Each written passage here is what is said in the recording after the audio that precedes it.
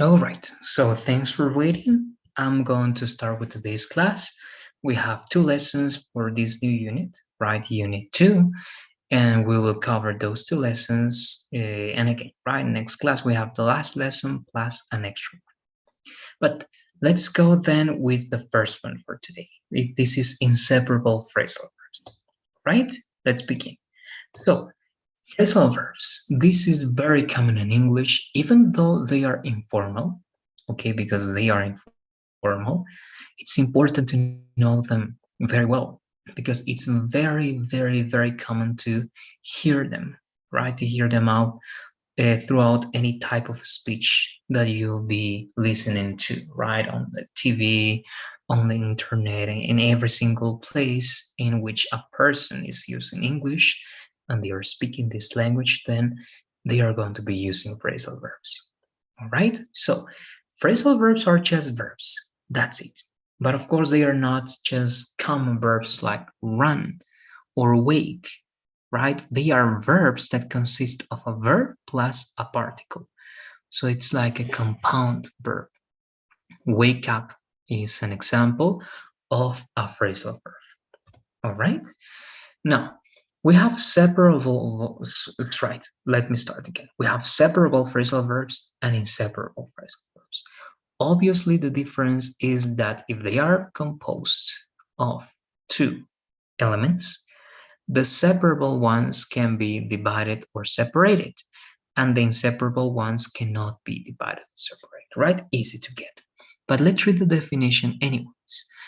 An inseparable phrasal verb is a phrasal verb which does not allow an object to be placed in between the verb and the particle, right? Just what we said. And then we go directly to some examples. We have a lot of them. I'm going to read everything so that everything is clear. Back out of something is to fail to keep a commitment. For example, the client backed out of our deal or the deal at the last minute. Okay? To change your mind in the last moment and say, no, actually, I don't want to do that. So you back out of something. Come across something means find something accidentally. So while cleaning the house, I came across a check I had forgotten to deposit. So the same logic, right? You were doing something and without the intention of doing so, you find something. Okay, that's why it's accidentally, unexpectedly, not being planned. Count on something or someone to depend on or rely on, right? This is very common. I'm counting on you to send. Okay, a common mistake is that people can say they are Spanish speaking, right? Spanish speakers.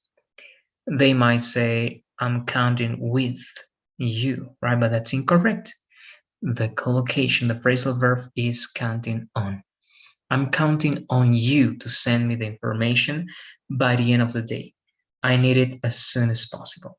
All right, so take that into account. Be careful with the particles you use, with the prepositions you use. In this case, we need on. Fill in for someone, substitute for. Okay, easy to get. That's very similar to Spanish.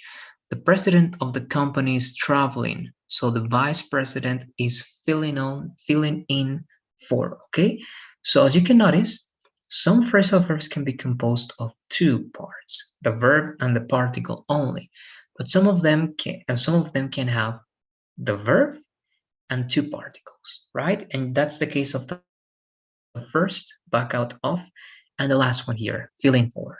All right, so once again, the president of the company is traveling, so the vice president is filling in for him at the meeting. Okay, it's substituting that person. Now, another three-part, right, phrasal verb, get rid of, three elements. Eliminate or throw away. We have rats in the house. We need to call the exterminator to get rid of them, right, to eliminate them, to throw away them, or to throw them away. In this case, because throw away them, it's incorrect, okay? So to throw away the rats, it can be, or to throw them away. If we use a pronoun, because throw away is another phrasal verb that is separable in this case, is not inseparable. Go over something means review something. So you can review a lesson, for example. Before the test, let's go over the topic of phrasal verbs. Let's review the topic of phrasal verbs. Look after something or someone, take care of something or someone. I can't go out tonight because I'm looking after my sister's children. Look forward to something. Feel happy or feel excited about something in the future. I'm really looking forward to our vacation or our family vacation in Florida. It's going to be awesome. Okay, so look forward to means I'm really excited about this thing that will happen in the future. All right, that's the main idea over there. Now, look to investigate. All right, this is also very common. I'm looking into the possibility of taking an intensive English course in Australia next year. All right, those are extra phrasal verbs. Let's keep going. Another three-part phrasal verb. Put up with something or someone. This is to tolerate something or someone unpleasant. Okay, one of my colleagues is not very nice, but we put up with him. Okay, you put up with someone or something. We put up with him because he does excellent work. Okay, so you tolerate that person that you don't like because of his or her job. For example, run into someone, in this case, come across something, run into someone, because both of them are very similar. Come across something means find something unexpectedly or accidentally. Run into someone means meet someone unexpectedly or accidentally. I ran into my ex-boyfriend at the supermarket. That was an unpleasant surprise. Okay? Settle on something. It means decide on something, choose something. I was debating what type of fitness class to take, and I finally settled on yoga.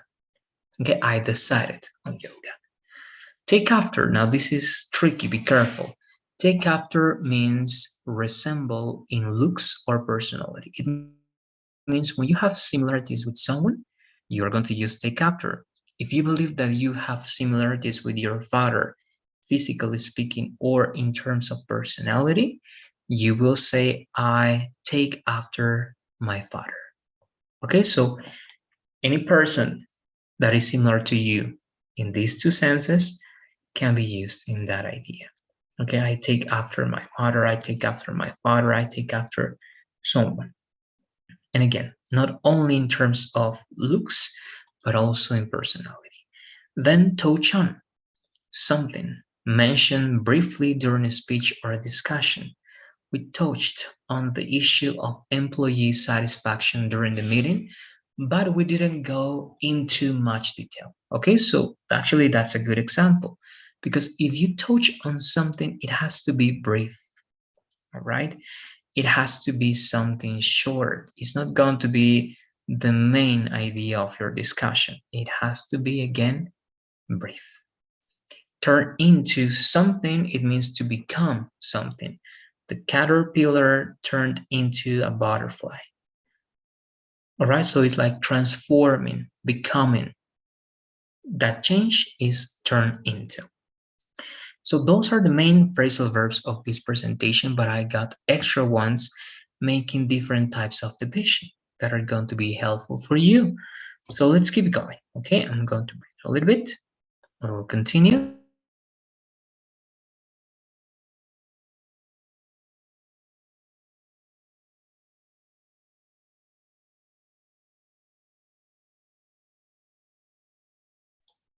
All right, so it says reinforcement.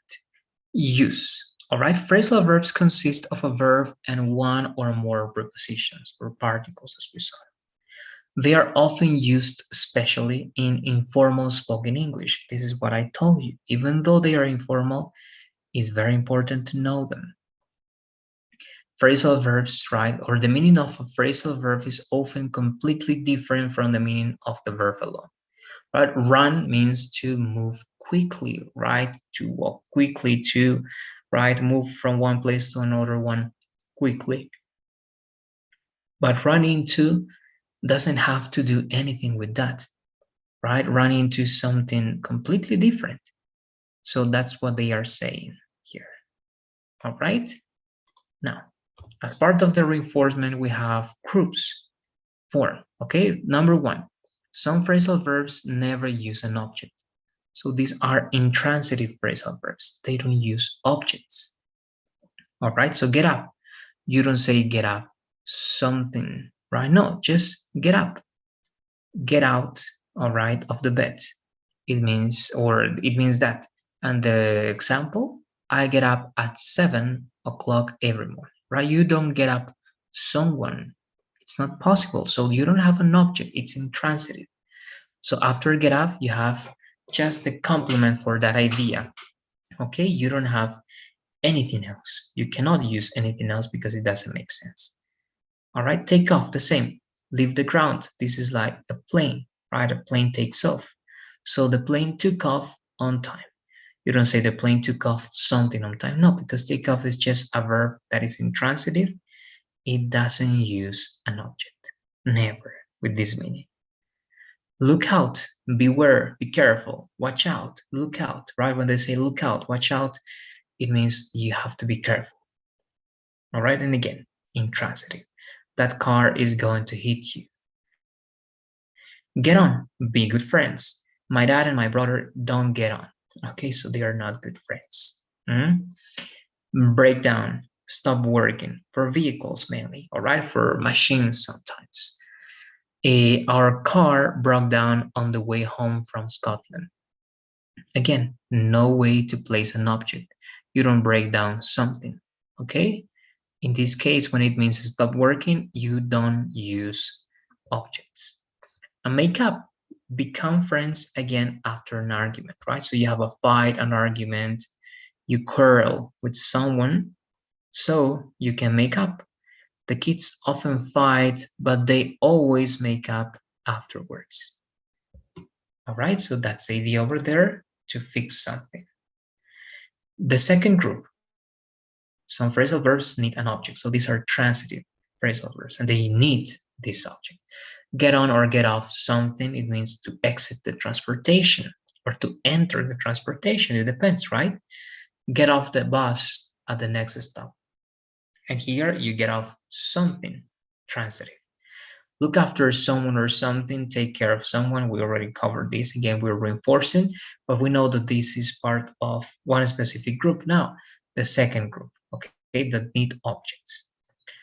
Please, can you look after our cats while we are on holiday?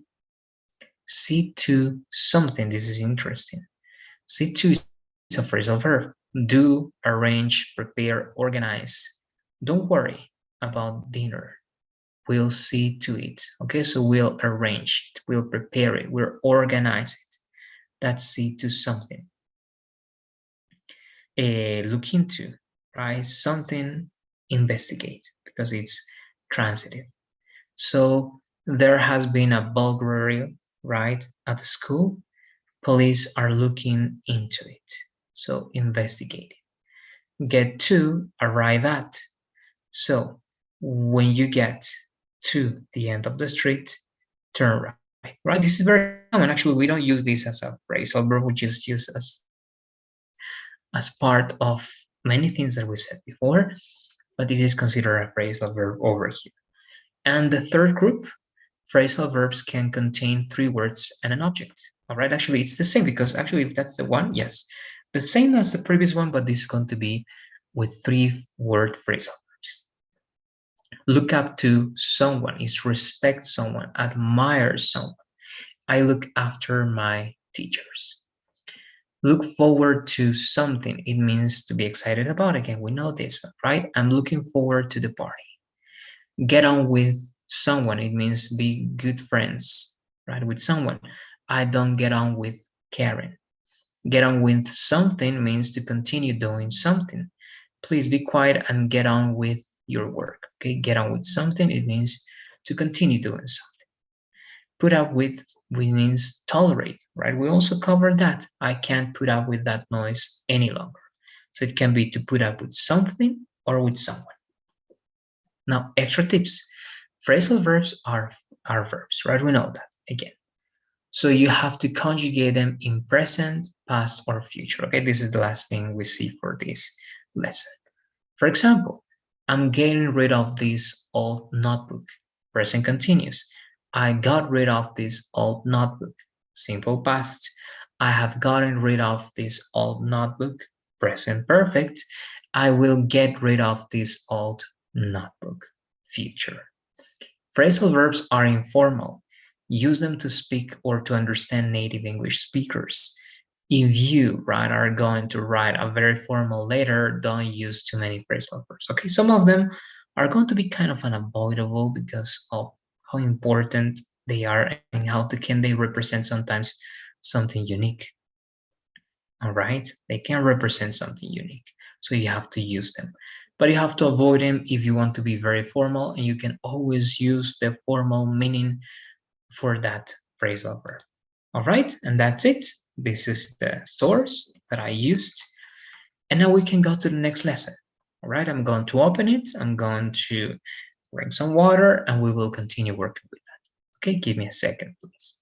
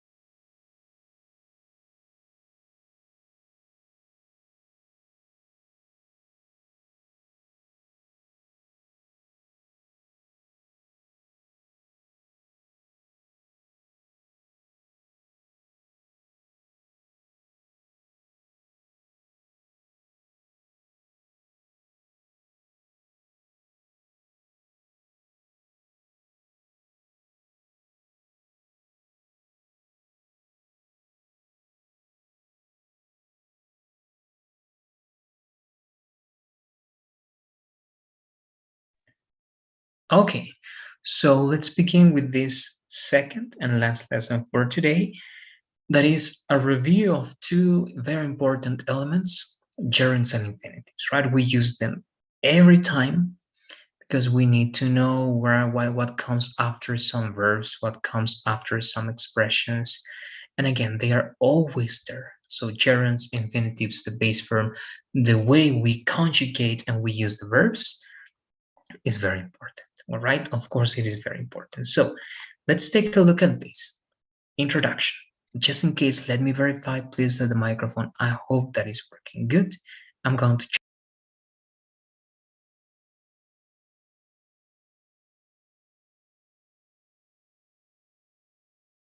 It seems that it's okay. All right, sometimes again, they told me that it's with echo. I don't know what happens. But anyways, there are three ways of writing a verb. This is what I was telling you. The base form, infinitive, gerund. We have to know this. This is a very important part of the English language. So eat, to eat, eating, the meaning is the same. Even the translation in Spanish for the three of them is the same.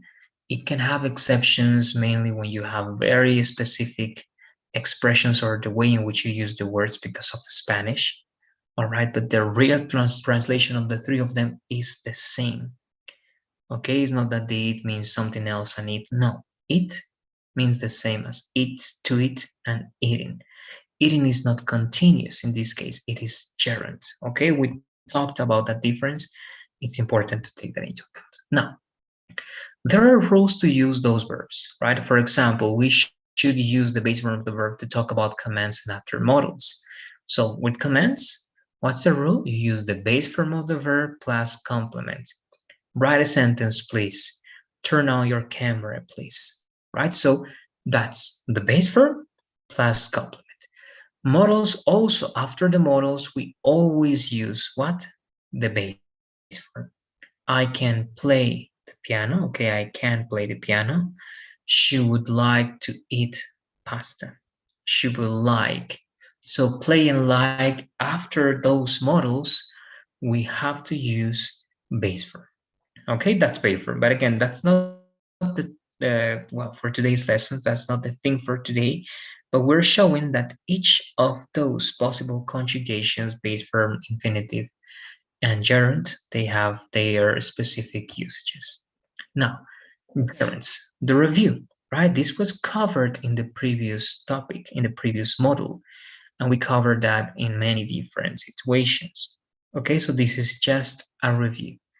As we know, we use gerunds in very specific situations. All right, let's go over this content. First, they can be what? Subjects. Mhm. Use gerunds to talk about activities as the subject of the sentence. Dancing is my passion. Learning English is important for any profession. Speaking French is one of my main goals, or my goals only, sorry. So the subject is the activity with ing, that is the gerund, that can have another object. Then you have the verb and you have the complement. Remember that the verb can be in different tenses. Dancing is my passion, present. Dancing was my passion, past. Dancing will be my passion, future. Dancing could be my passion, right? Talking about possibility with modals, right? And so on and so forth. So that conjugation is up to you. This is just a set of examples in present, but remember you can use them in past, future, and other tenses, different conjugations. Now, that's the first one. Gerunds as what? Gerunds as subjects. Now, then objects. Then the rest of them are gerunds as objects, but they are going to be objects of verbs, objects of prepositions mainly. Use gerunds right after some verbs or expressions, as I said. She enjoys watching horror movies. They can't avoid eating fats. They can't help eating fats. Peter doesn't feel like doing exercise. So enjoy and avoid in purple are verbs. Can't help and feel like, those are expressions. After them we use gerunds. right? If you say enjoy to watch is incorrect. Enjoy watch, incorrect. The only correct way to say that is watching. So after enjoy and after avoid, after those two verbs, we use what? Gerund. Can help. After help, you don't use gerund. But can help is not the same as help. This is an expression. And after the expression can help, you use gerund. Okay, feel like, with like you can also use infinitive and gerund. But if it's feel like, it has to be gerund. Okay, so after these two prepositions, we have to use gerund. All right, so that's the second main rule, objects of verbs and expressions. And the last one that is very important because it doesn't have any exception is gerunds after prepositions, after all prepositions.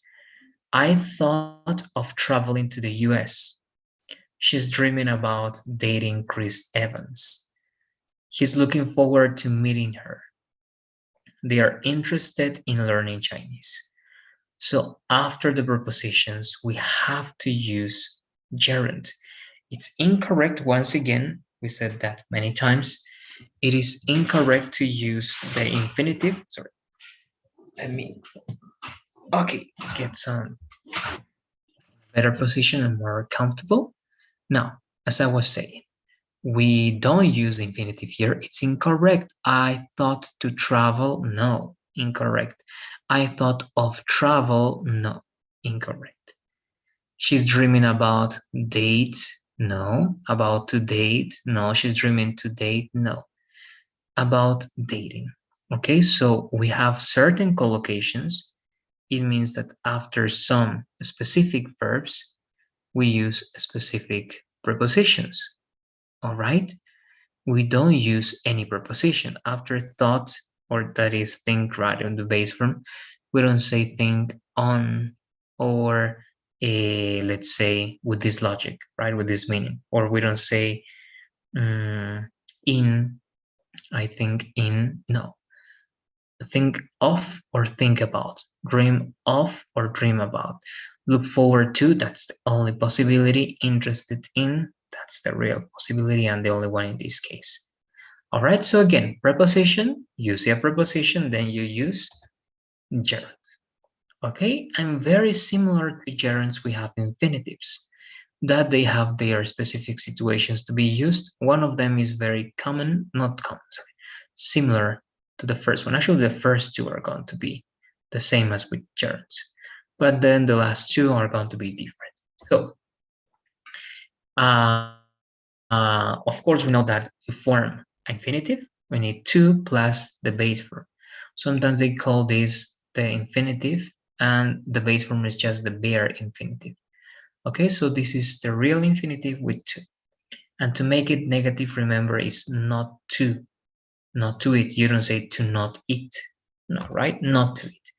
So the first one, again, as I said, the first two, similar to the gerunds, they can be subjects. All right, but they are very formal, and it's more common to use gerunds. Okay, to be or not to be, that's the question. To visit the Grand Canyon is my lifelong, right, dream. To understand statistics is our aim. To dance is my passion. All right, so that's the first set. Again, as the gerunds, we use them as subject. But again, this is not common. That's why I'm going to spend more time there. But you have to know that it's possible. Now, this is more important because we have to memorize list of verbs, and some of them can be used, right, with gerunds. Some of them can be used with infinitives. These ones over here are going to be used, right, with infinitives. Afford, agree, decide, have, an obligation, hope, learn, manage, need, prepare, refuse. Okay, so want. After these verbs, we have to use what? Infinitive. He agrees to do it again. We have to study for the exam. She wants to buy high heels. I was prepared to take the quiz. Peter needed to read it again. All right, so please take that into account if you use these verbs. And afterwards you want to mention an activity, it has to be what? Well, the activity has to be in the infinitive. Okay, so that's the second one, after specific verbs. Then you can also get to use another person as part of your sentence. So you can say something like, she needs you to help her. Okay, so in this specific usage of infinitive, you use certain verbs that are going to be, of course, transitive verbs. All right, in a certain way. And after those verbs, you will use what? First, the subject, the person that you want to refer to, and the action with infinitive. They expected him to be on time. We persuaded her to sing tonight. Okay, so when you make someone do something, or in this case, you need someone to do something for you. You expect someone to do something for you. You persuade someone to do something for you. You want someone to do something for you. In those cases, again, we use this formula, right? The subject plus the main verb, need, expect, persuade, want, plus the object in this case, that is going to be like the subject of the next one, all right? The object plus infinitive and the complement. All right, and you have another example as part of the formula. I want you to finish the quiz.